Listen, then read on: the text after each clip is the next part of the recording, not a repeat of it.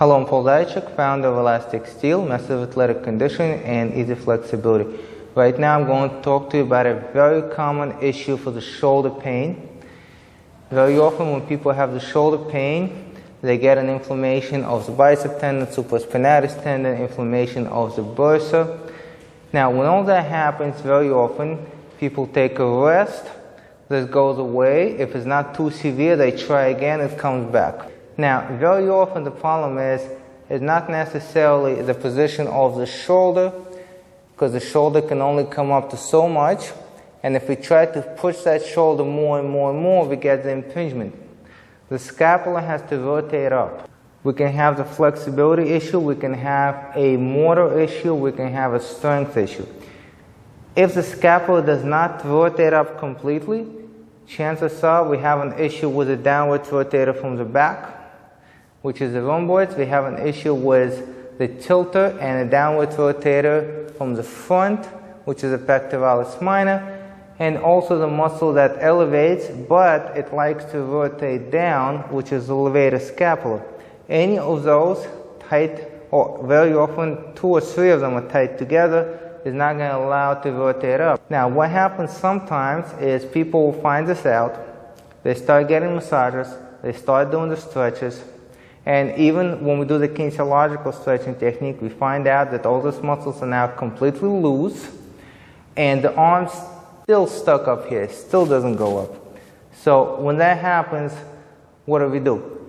Well, what ends up happening very often is there's 2 muscles that rotate the scapula up. One is the serratus anterior, the other one is the trapezius.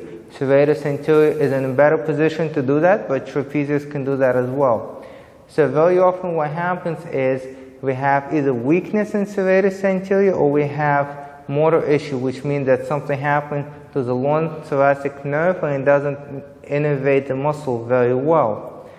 So because the nerves that are peripheral can regenerate, we can actually work on that. We can make the muscle stronger as well. And I'm going to go over that exercise again. But now I'm going to show you how to see if this is a strength issue or flexibility issue for you.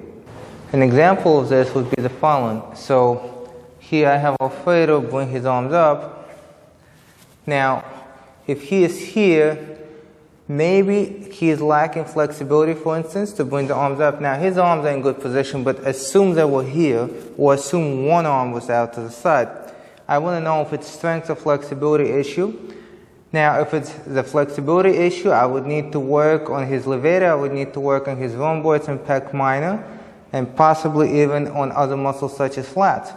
But I want to see if that's the issue first.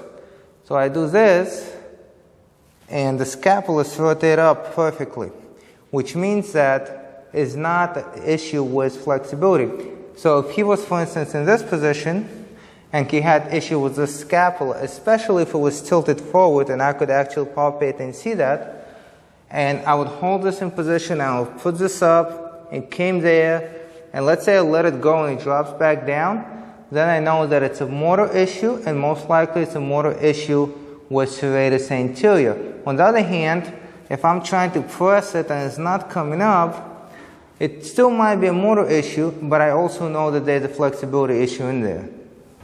So if you have a true flexibility issue, you will do the flexibility exercises. On the other hand, if you have the weakness in the upward rotators, or you have the motor issue there, you have to develop that strength. Now, very often, if you never had a muscle that atrophy or you're not aware of that, it's very painful to go through that, but it's very rewarding at the end because eventually you're going to have that arm come up and you'll be able to do overhead presses, you'll be able to do the handstands, you'll be able to do a lot of different skills in that position. Another good way to check if you have the weakness in your serratus anterior is to place your back against the wall. Simply sit or stand with your back against the wall. And if you wing in on one side, you will feel it. You will feel the flat scapula against the wall and you will feel the scapula sticking out on the wing side. So if you have that winging, chances are you already have the weakness in your serrator. And if you have the winging on one side and that's the arm that does not come up, most likely it is the serratus. Now, I always say take care of the flexibility issue first. Make sure that when somebody bring your arms up forcefully, like I demonstrated on Alfredo, the arms come up. If that's the case, now we can work on the strength and we can work on the motor issues. Now, the most common exercise is the scap pull-ups. I'm going to show you a new variation of an exercise that I developed, and I'll show you why it works in some cases where the scap pull-ups do not work. So the scap pull-ups is basically to stand in this position, drop down, come back up. So all we're doing is pressing forward. We're pressing forward, protracting the scapula and allowing the body weight to retract it back. Now, this is good, and we can progress. We'll come here, we'll do the same thing in the push-up position. We'll lift one leg. As we lift one leg and do the same thing, we're going to have the muscles on that side work harder. So right here, if I want my right side to work harder, let's say I'm winging on my right side, I want to work on that. I'll do this. I can shift the weight over on this side also and get more weight on it and work on that side. Here's the problem. There's two muscles that bring the scapula forward. One is the serratus anterior, which is what we want to target, but the other is the pectoralis minor. Now, pectoralis minor, not only it brings forward, but it also rotates down, and it causes the wiggling of the scapula. So it actually can cause that. Once you do this exercise, if you have a weak serratus, chances are pectoralis minor is going to take over that action. Okay? So you keep doing that, you keep doing that, you keep doing it, and you tighten up that muscle. Half the problem, the other half the problem, you may not necessarily be working the serratus. When you work the serratus, after you have not worked it for a long time and it's weak, very often it actually feels like you're working the lats, believe it or not. It's in a very similar position in the body, and very often people think they're working the lats.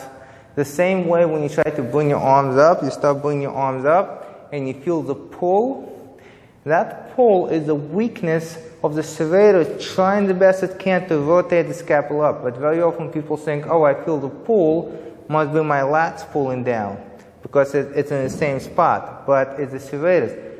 So now what we want to do is we want to work on the rotation. This works the serratus, but it works in the protraction. We want to work in the upward rotation. The problem is, if we start doing the upward rotation, besides the serratus, we're going to get the trapezius to work as well.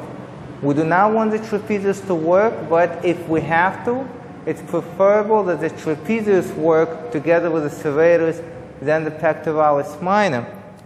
So this is what the exercise looks like. Now, I do it with resistance. You don't want large resistance, but you want to progress to resistance. Before that, you want to do it without resistance, just to understand.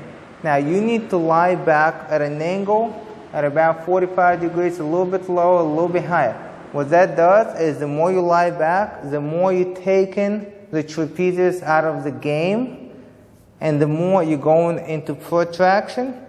So you want two actions. You want the upward rotation and you want the protraction. The fact that I'm lying back helps me with the protraction, and the fact that I'm not completely on my back helps me with an upward rotation.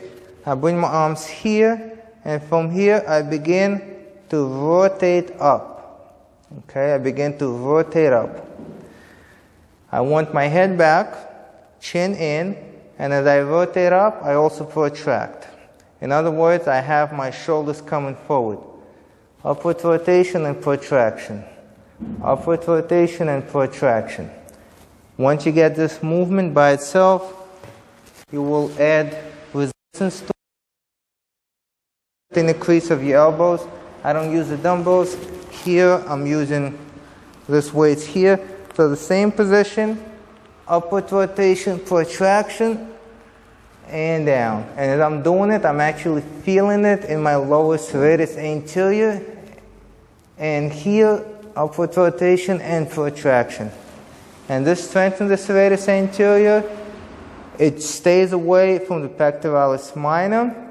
A little bit of the upper trapezius might get in there, but it doesn't matter because we want the upward rotation, and because of the protraction, we're getting a good amount of the serratus anterior.